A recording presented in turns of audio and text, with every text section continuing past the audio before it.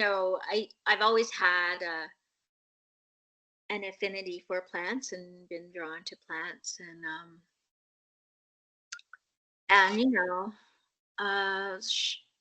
they've always been a kind of shelter for me in one way or another. Somewhere where I could go under a tree or be under the shrubs or pick flowers or the pussy willows at the back of the garden. They were always something that like were shelter for me. It created a kind of, yeah, a shelter. So, and life kind of carries on, and then I got into making teas when I was a teenager, and I spent a lot of time making teas and having friends over for tea and all sorts of different types of tea. And then um, I went to Europe and I ran into herbal medicine in Europe, the tisane, and using teas for, really simple things like calming down anxious children or have a better night's sleep or upset a little, take a tisane for an upset digestion, really simple herbal medicine. That was very common. Like people just had these tisanes and used them. And then it was back in Canada, and I don't know, I just was kind of like, I really wanted to travel some more. Anyway, so I ended up I went to Asia. I spent a year in Asia, and the medicine in Asia is very interesting. And again, it's very integrated into, I can't say Asia is a huge place. It's not really fair to say that, but there was always a component of plant medicine visible, much more so than what's visible in North America. And so there was a lot of interactions on that level. I spent time in the jungle, and that was super interesting. And anyways, I got really sick in Asia, and by the time I got home, I was 80 pounds, and um, basically, medicine had to offer me was to, eat protein. I had to rebuild my muscle mass, which is good advice, if you have to rebuild muscle mass. But I felt like there must be something else, right, that I could do for myself. So I went to the health food store, and, the woman was really kind and excited to help me. But, before I knew it, there were like 20 plastic bottles full of capsules that were like, it's going to be like $500, $600. And, I'd been traveling for a year. I was quite sick. I had no money, and it was just like, so I was in Vancouver at this point. So I went and sat on the beach, and I was just like, well, plant, like all around me are plants, like there must be some form of medicine available to people that is not so expensive that I could use, and so anyways, and then then I ended up living at a meditation retreat center for 10 years in central Ontario. And that really, I didn't so much study plant medicine there, but I was living in an old forest, and, amazing biodiversity. And so just being in the forest really was, um, created this shelter for me, and this other world, like it was a different world. I would, go into Toronto once in a while, and it would be, whoa, what is this place? Very, so, the stillness on a winter's day, kind of.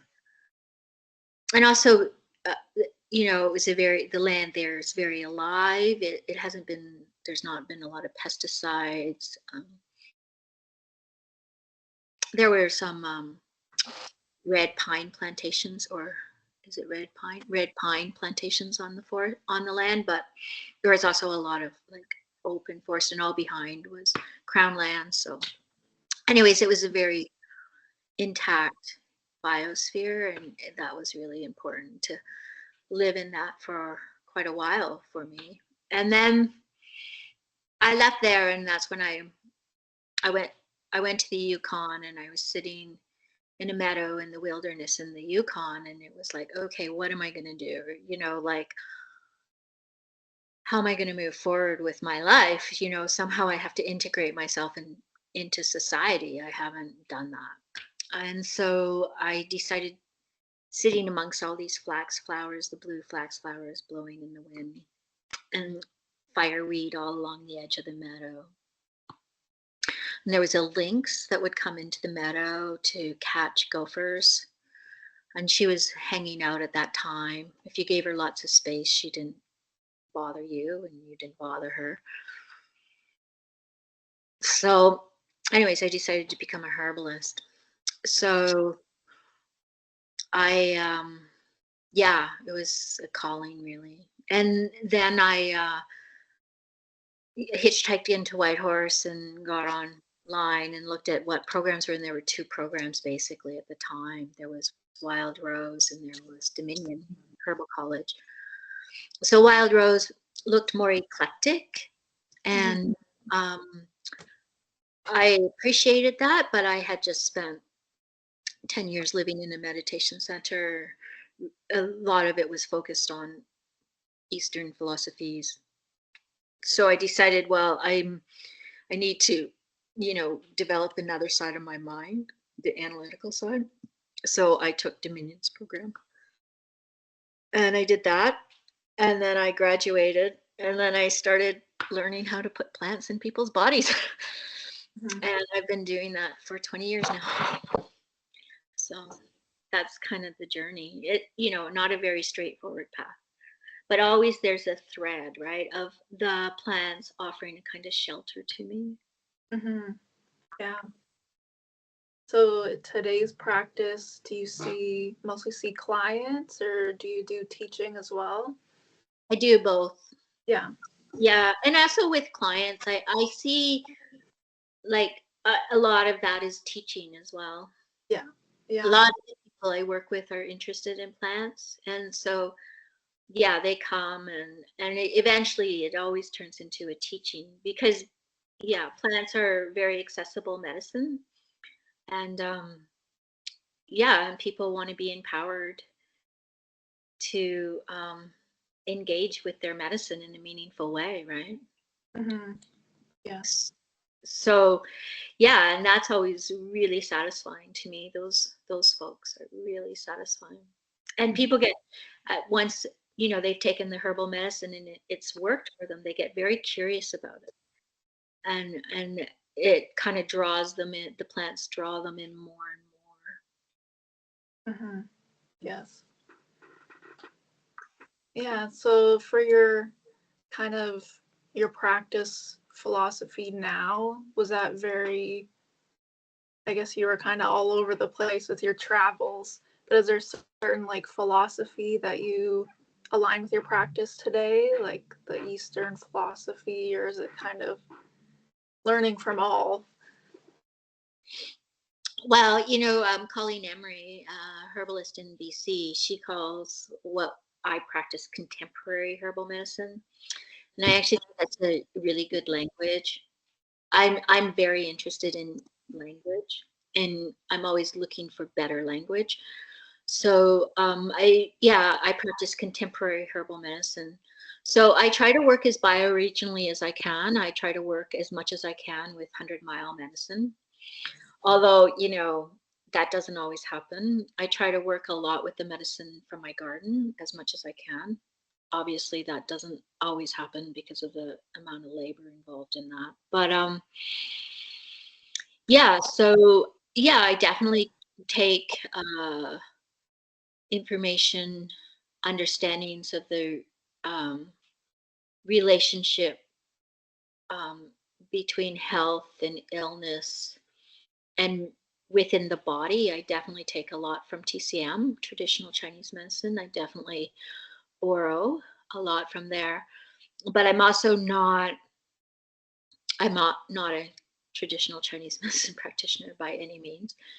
I also I read the biomedical literature about herbal medicine, and where it's applicable, I apply it.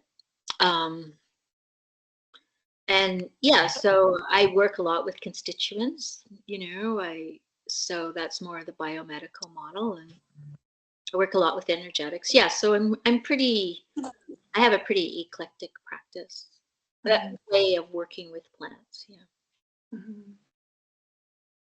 Yeah. So do you work with mostly plants in your garden, or you also like wildcraft as well?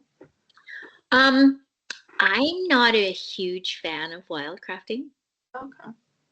honestly, because um, it takes a long time to learn a bioregion and learn about the dynamics of it and understand the complexity of it. And a bioregion is many different parts, including animals, mushrooms, birds, plants, trees. And so uh, I I do work with a couple of wildcrafters who have worked in the same bioregion for 30 years because they really understand it. And I think a lot of foraging, wildcrafting that's going on is kind of like you take a weekend course and then you go out and get plants. And I don't think there's enough understanding of the complexity of the environment and the role of the human being in the environment. Like, they say only take 30%. Well, what about the person that was there before or the person who comes after, right? Like it's such a random number. So I really believe that and then, take the plants, the invasives. But even the invasives have a role in the biosphere. So yeah, I'm not an advocate of using plants in that way. I, Hmm. I I'm more an advocate of learn a plant a year kind of person. Hmm. Like Yeah. can go back and visit the plant for a couple of years, 3 years in that environment and see how Hmm. that environment's changing and Yeah. like Yeah. study it first before you take from it. Hmm. So yes, I do some wildcrafting in the area where I live, but I've traveled through many areas where, I see amazing medicine and I leave it because it's not mine to take. Yeah. Yeah. I'm curious. Like I'm sure you know many of the plants in your area, but say you come upon like a new plant, how do you get to know it? Like, are there certain references you would go to kind of understand the plant and the medicine it may offer? Yeah, Ontario doesn't have the greatest guidebooks, honestly, for plants. Like there's Lone Pine has one for the West, like the Yukon and not so much the boreal forest, but um, oh, the what's it called? Oh, I can't remember. Anyways, not so much the prairie, a little bit of the mountains. Well, there's also a really good mountain book, but they don't really have their one for Ontario is not that great, in my personal opinion. But I will go to Plant ID first, right? You got to ID the plant, and then I'll watch the plant for a couple of years in its natural environment and see where it's appearing and when it's coming and how it disappears. And even I want to be able to identify the plant when, the plant isn't there, right? Like it's not just the flower that I want to identify. I want to know what it looks like when it's retreated back into the ground.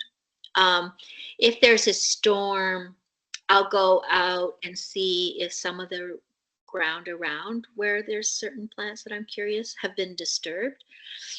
And if the plants, are accessible there, I might take some of them then because they're going to, they're not going to survive because of what's Mhm. happened with the storm. But yeah, generally I do a lot of just watching and waiting and viewing and tasting and smelling and reading and yeah, just being open to what that plant is. And also a lot of times I find the challenge is people are interested in what the plant can do for them. And I like to flip that question as what can I do for the plant?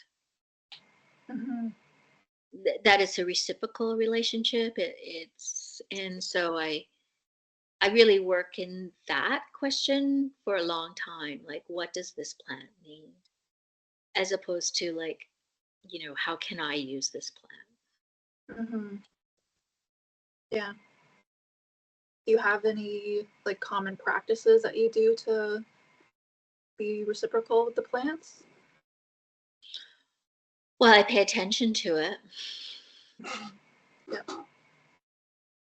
just like anything, if you pay attention to a person or an animal or a piece of land or a garden, right? It becomes a reciprocal relationship. So I think that's the most thing. Like, I talk to them. I do offerings. Yeah, but I definitely am mostly as I pay attention to them and Mm-hmm. I try to help them if I can. Mm-hmm. Like, what kind of help do they need? Yeah. What kind of help like would they need? Like, Well, at one point, I was living somewhere where there were, this was in the Rockies, there were orchids growing, and they're very delicate plants. And there was people riding ATVs through there and crushing the orchids. And so I advocated to the park to like create signage around the orchids, and then eventually the ATVs were not allowed in that area of the park. So like really active, you yeah. know, like yeah, like really active stuff, like, and controversial. Like this summer I got into a thing with a gravel pit, Okay. and I there again orchids were involved, but other plants like the blue cohosh and that. And so I started writing the government and telling them that there are at-risk and endangered plants in this area that are being destroyed, and it's against their environmental policy to destroy. So Yeah. yeah, like political activism, I think that's a big piece. And so it's not just a question of putting down a piece of hair or putting down some tobacco. It's like, using your voice to actively protect plants. And that's why I niggle about the foragers, right? Because I'm using my voice to question that practice. Yeah. Yeah, that's really important. Yeah, and that's a big part. And like sometimes like I'll be in an environment and I'll hear the plants saying like help us, like this is going on. And it's like, okay, what's going on? Like also like in where I live, this person bought 10 acres of hardwood maple forest and clear cut it. 10 acres. Horrified, right? So anyways, I went to the mayor and said like, what's going on here? Like this is not right. Again, political activity. And it wasn't me, it was a number of people who were going forward complaining about this kind of activity of people coming, wanting a lawn over a forest. And yeah, so now there's regulations around that in the county where I live. And I can't say it was just me. There were a number of people involved. But right now, I'm involved in helping to get personhood for the Gatineau River, um, to protect it from mining, because where I live, there's a lot of minerals that are very precious. And they want to build all these little dams, and those dams are going to destroy the whole watershed area, and that's the plants. So yeah, I get pretty politically active on an environmental level, and that's a big give back to the plants for their voice. Yeah. Yeah, that's really important. Thank you for sharing that. Yeah, it's my yeah. Oh, sorry. Go I'm ahead. hoping to do that. Like my hometown is right on the Detroit River, and I've been trying to look into if it has personhood status, but it doesn't so far. So that's Oh, kind of okay. Well, I can share. We're having a meeting soon, so if you wanted to step into that meeting, maybe that would help, right? sure. Because like I'm just someone who goes to the meetings, but there are people who are really actively of the First Nations community in this area are really active in seeking personhood for the Gatineau, and yeah, so yeah, good. Personhood for rivers, love it. Personhood for forests, right? Protect their rights. They're alive. They're living beings. Mm-hmm.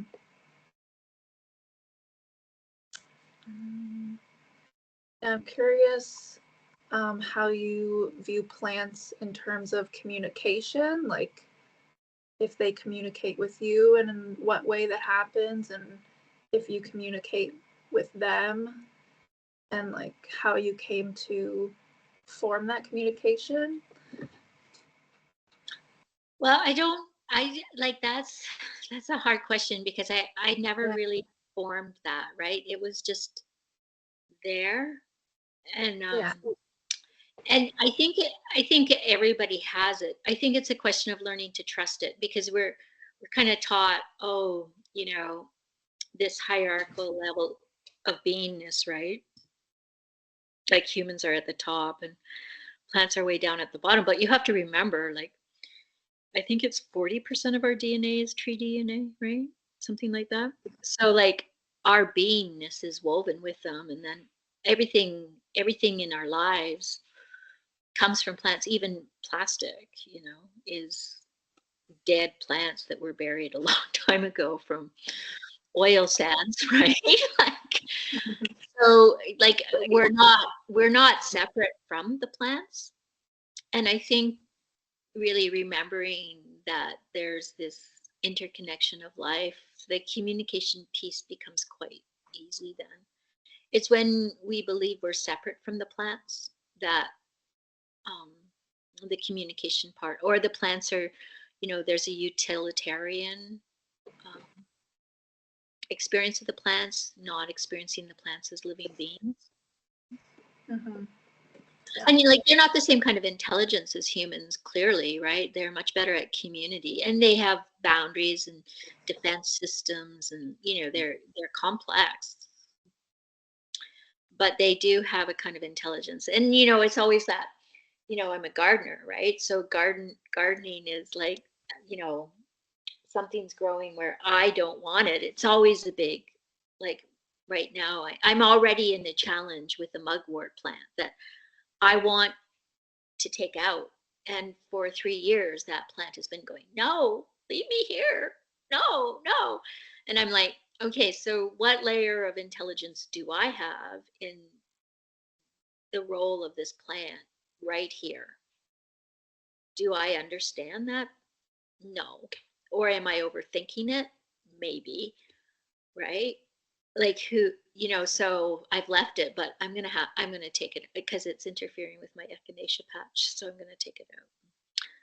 And it has other places it can grow in my garden. So Yeah. it's just such. So it's an interest. It's a relationship. Like Mm-hmm. you're in relationship with a partner, and it's like, I wish you wouldn't do that, but I really love that about you. It's just the same thing with plants, right? I really wish you would not be growing there. Can't you, like, I gave you all that space over there. Can't you grow over there? As if it's my decision, right? So the humility is really important. And the humility, it comes from humus, soil, right? To remember that we come from the soil. And then the communication is not too much of a problem. But if people are really focused on what's this plant why is this plant good for me? Or this is what I want it to be. This is, the plants are just kind of recoil and go, oh my God, I don't know if I want. Like, Mhm. they're not listening. Those folks don't listen. They're not listening. Yeah. So would you say like starting the practice of just being really attentive is kind of the Yeah, gateway into that communication?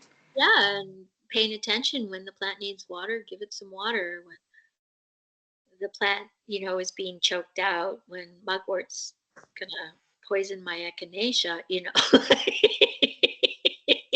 I have to take the mugwort out. you know? Like, it's just like you just have to pay attention. And as you pay attention and learn, and mugwort's a great plant for like clearing up the microbiome. And so it's taking charge of the soil.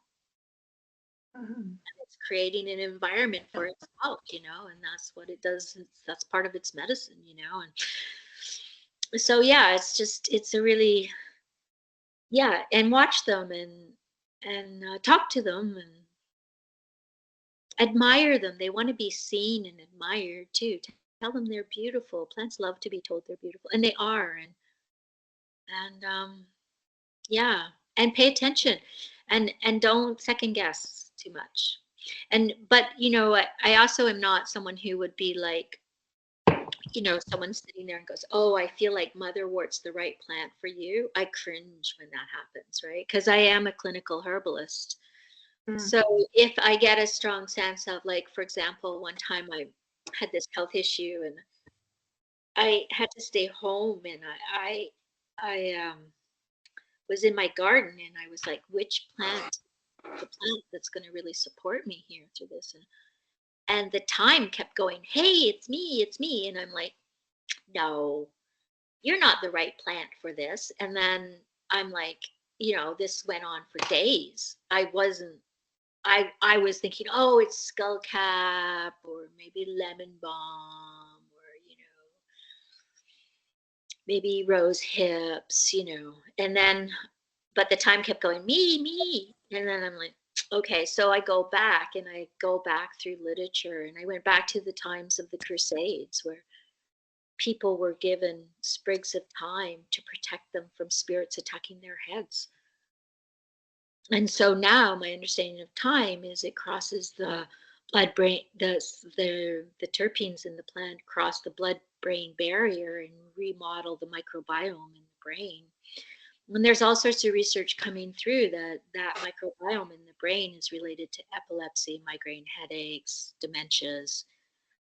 So, and the old story of rosemary for memory is again back to like the brain, the plant being medicine for the brain, and a lot of the volatile oils or terpenes in thyme are similar to the ones in rosemary, a little more aggressive in my opinion. And so here it is, right? So if Mhm. a plant communicates something to you, it should be verified because the plant has communicated that to others. Yeah. Like, one should be able to verify it. Like, it shouldn't be a one-off, like, oh, it's my special intuition relationship with the plants. The plants haven't really changed that much. They have changed, but they haven't. You know what I mean? Like, these are ancient Mhm. beings. Like, these beings are older than humans. They've been on the planet Yeah. for a lot longer. Mhm.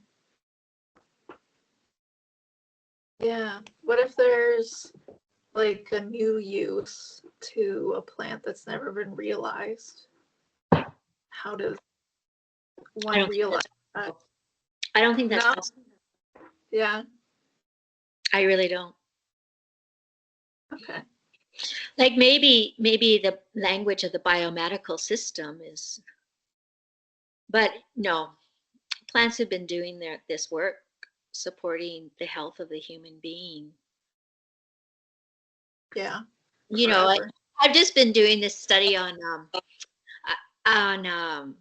some of the Greek mythology around like Chiron, Chiron, the wounded healer.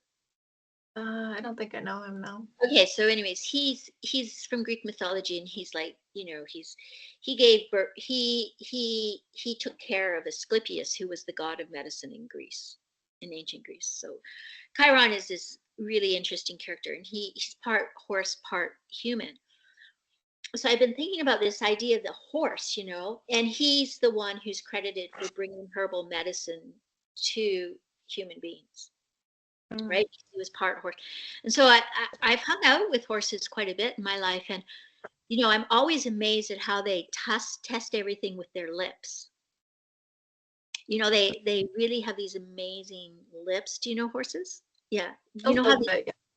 they have these soft lips that just taste everything, kind of touch it first, and then they eat it, right? And then they really chew.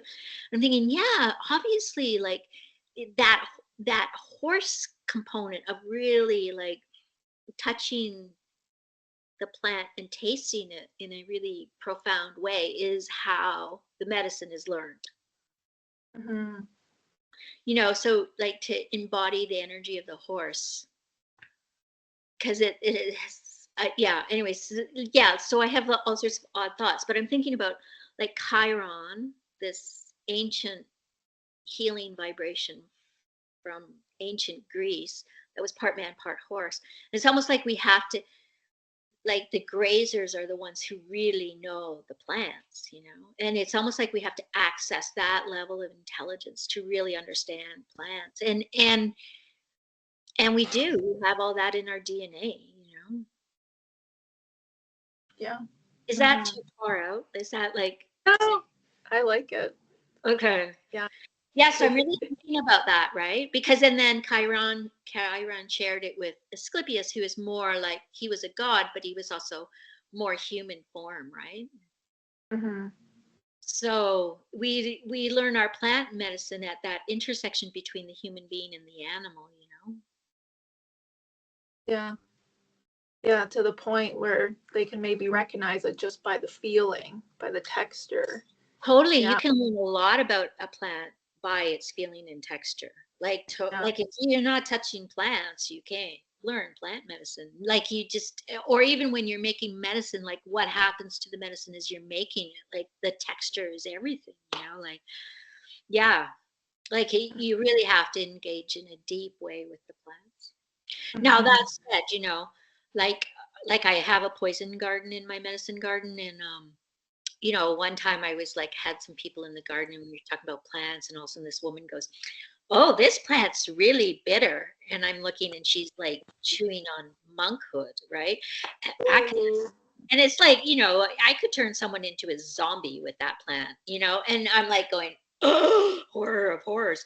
So herbalist spit, like if you taste a plant and you're like, oh, spit it out, right? Like our body knows this to spit something out, right? So Yeah. herbalist spit, like you don't have to be polite about it, right? I'm like, spit that plant out now. And they're like, oh, I can't spit in front of all these people. And I'm going, okay, well, anyways, it just so you know, the antidote to monkshood is caffeine, espressos, 3 espressos Oh, will be fine. Yeah. wow. Wow. So how do you work with the poisonous plants then? I don't know. I just like to have them, and I make flower essences with them. Yeah. And I also have some liniments, so sometimes I use them topically. But I don't Hmm. work. Well, I guess flower essence is working internally, but yeah. Yeah. Some of them are so pretty too. I love the monk's hood flower. Like Oh yeah, it's so pretty. gorgeous. Yeah. Yeah, my fave is belladonna. Hands down, Yeah. I love belladonna. Yeah. Very beautiful. Hmm. Yeah. Yeah. For the healing component, do you rely more on the biochemical or are there other aspects? Like, do you like a spiritual, like energetic aspect too? Okay, so when we talk about energetics with plant medicine, what we're talking about is the balance of the elements within the medicine. right? So whether a plant is wet or dry or hot Mm. or cold, those are like, that's very simplistic, but that's what we're talking about with energetics, right? Okay. When we're talking more about the spirit of the plant, we might be talking more about um, like just some language is important. Like more like, yeah, like Tamara. Did you talk to Tamara? Tamara, I did. she's a really good herbalist. She works Ago. more. Hawthorne Herbals. She works really a lot on like, she's really works on that spirit level more than I do probably. But I also like, I don't know, I don't really separate the plants out that way. I like I'll just be like, oh, this is a good one for wood betony, you know. And yeah, I do like to look at the biomedical model because I feel like it is useful, particularly with medicine making. But also it's in some ways quite irrelevant. In some ways, I like to go back to the eclectics. They're kind of like my guys. I like to look at them. I'm really fussy about my language with plant medicine. I never talk about anti-inflammatories or antimicrobials. Like that's Mm. marketing from the biomedical model. From like, if you look at the origin of that word, anti-inflammatory, it's like from the 60s. You know, I just don't think it's an accurate description of a plant. It's medicine on any level.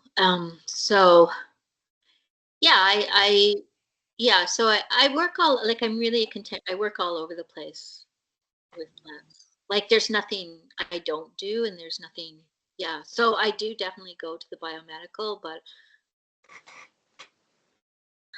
like, you know, when you look at a plant like plants that carry a constituent called berberine, which is antimicrobial, it's usually classed as an antimicrobial. And a lot of those plants are considered antimicrobial plants, but what they actually do is they enhance the diversity of the microbiome in the gut and in the respiratory tract. And so what we're looking for is a diversity there. Mm. That would be a healthy gut flora is diversity. And they actually, yeah, they enhance the diversity. So I find, yeah, so, you know, that's from the biomedical model. Right? But then the eclectics always called it a mucous membrane tonic. Those plants, mucous membrane tonics, and that's, you know, so yeah, it's always like, it's all language, like trying to Mm-hmm. go through the language and understand the language of herbal medicine. But yeah, I work, yeah, like the plants are going to heal. Like someone gives you a flower and it makes you happy, right? Like, is that spiritual? Is that emotional? Is that physical? Is like, on what level is that like, I just don't separate it out. I just, oh, you know, on Valentine's Day I got some roses that made me happy and they're still on the kitchen table, and every time I look at them I'm happy. Like, that is medicine, right? Mm-hmm. Yeah. Yeah.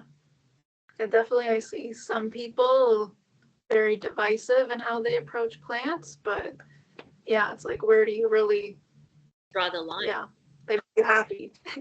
Yeah, I like, the plant makes your gut flora better, which means that there's less brain fog, which means you can focus better, which you can set better intentions, which you can, you know, move Mhm. out of overwhelmed, so that there you can move into a spiritual connection. Like, where's the separation? That's like, you know, we're spiritual beings, plants are spiritual beings. It's an intersection. It's like, yeah, and the psychotropics, it's like those are the sacred plants, but I'm like, you know, what I've seen nettles do, it's pretty sacred. Mhm. Yeah, for sure. I'm very pragmatic. Yeah. Although I do think we should all embody horses to learn our Yeah, there's so much to learn from animals, you know? Oh yeah. Yeah. Yeah. Teach us. Yeah. Yeah, so you mostly work with your garden. I'm curious if you have any certain like harvesting practices that you follow. I know it's different for each Yeah. plant, but Well, usually what I usually do is I'll grow a plant for its life cycle before I'll take medicine from it, right? Mhm. So I might like yeah, so I'll grow at least one life cycle, maybe two, to learn the plant, right? Before I actually am taking it to make medicine with it. So that's a deep study, understanding that. And then um so like a lot of times you'll hear like harvesting with this moon or that moon, and I pay a lot of attention to weather. So if it's wet, often the medicine is dilute. So I don't want the I never harvest around rain. So if it's a full moon and I want to harvest and it's been raining for 5 days, I'm not going to harvest the medicine. Mhm. There's too much water in the plants, right? I prefer it when it's dry and hot. So that's in the fall. I harvest a lot of medicine. Like September is kind of dry and hot, late August. That's a big time.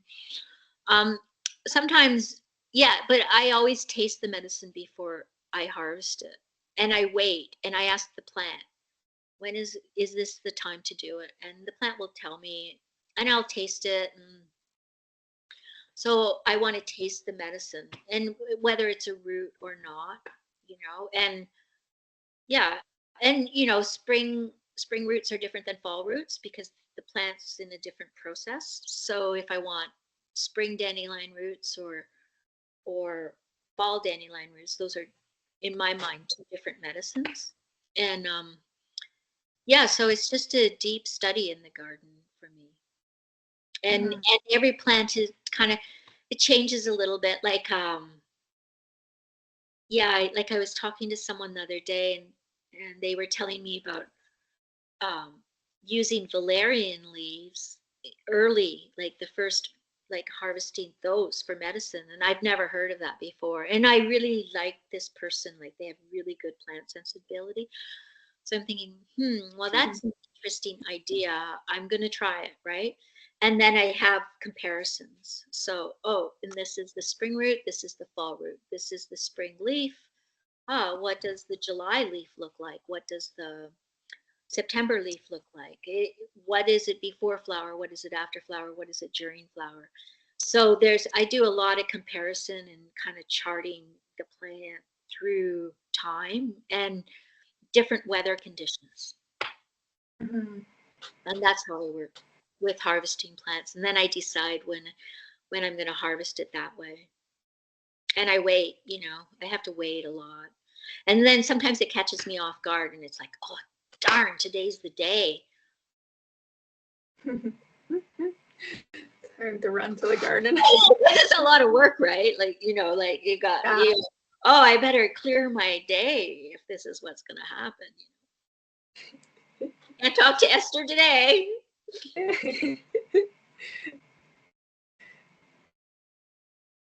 I know some herbalists that don't actually even really talk to people during growing season because they're just so engaged with working with the plants.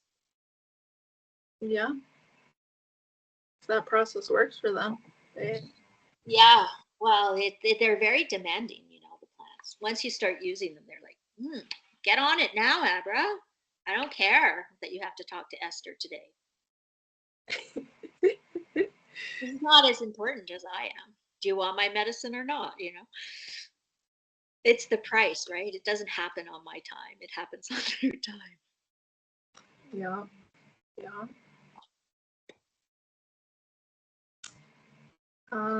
So I have like a big question about broad broad reflections, kind of looking at our culture in Ontario. If you see any barriers as to why people aren't feeling close to plants, that could be like structural or philosophical. And if you see a certain like remedy to that.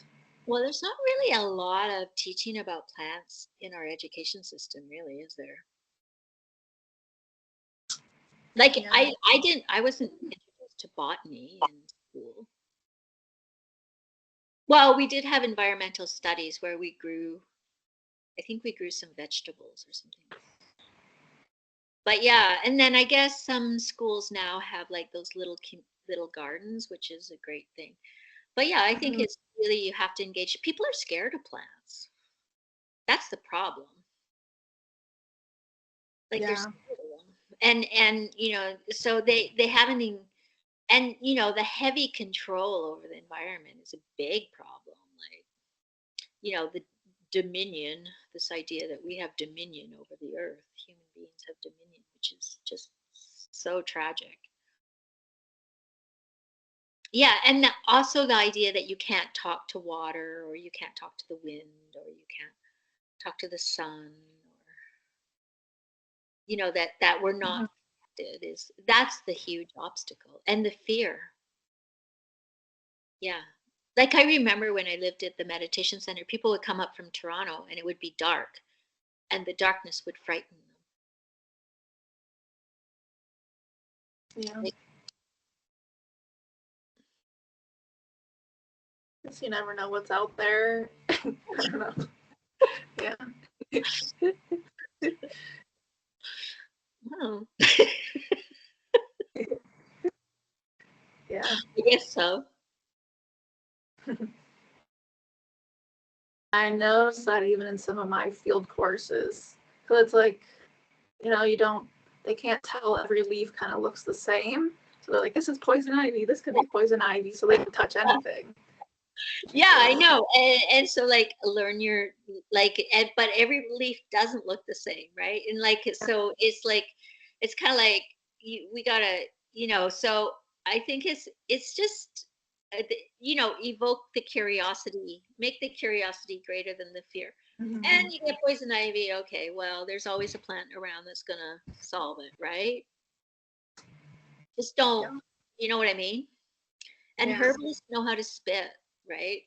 Like, we don't have to be polite and not spit out poison. Like, we don't swallow, like, we don't you shouldn't swallow poison anyways, in whatever form it comes in, right? Like, Yeah. plants aren't really into polite society. Good.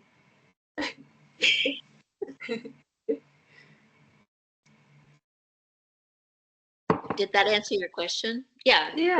greater Yeah. curiosity over fear. Let the curiosity, and, like, healthier respect is good. Like, I think healthier respect is good, essential, but allow the curiosity. Mhm. Yeah. Yeah. Would you have any advice to anyone that would want to strengthen their relationship with plants? Like, what's a first practice you could kind of get into? I just go out and sit with them. Like, Yeah.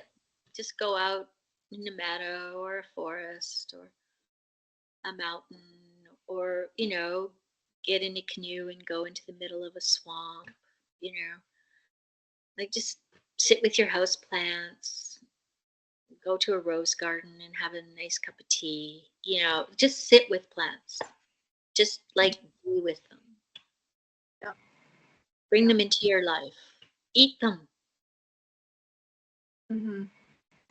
Yeah. Very important advice. Yeah, we don't have to have this big thing. It's just, and you don't have to worry about whether you're doing it right or wrong. Like, I remember working with this one woman, and she felt like she had to have this very peaceful mind to work with plants. And I'm like, no, no, no, no. Plants have mercy. They're very forgiving. And sometimes they'll mirror back. Like, if you're working with a plant and all of a sudden you get sort of a strange mind state happening, it might be the plant showing you what medicine what it's going to resolve or soothe. Like, if you get really grumpy and you're working with a plant, that plant might resolve grumpiness. Mm. So this idea you have to be in a special spiritual place to be with plants is a hindrance. Yeah. Yeah, I really like that. that the plants are forgiving, because sometimes you feel like, oh, I have to show up knowing this and doing this, but really you just have to show up with like an intention to be attentive and spend time. And humble. And humble. Yeah. Mm-hmm. Yeah.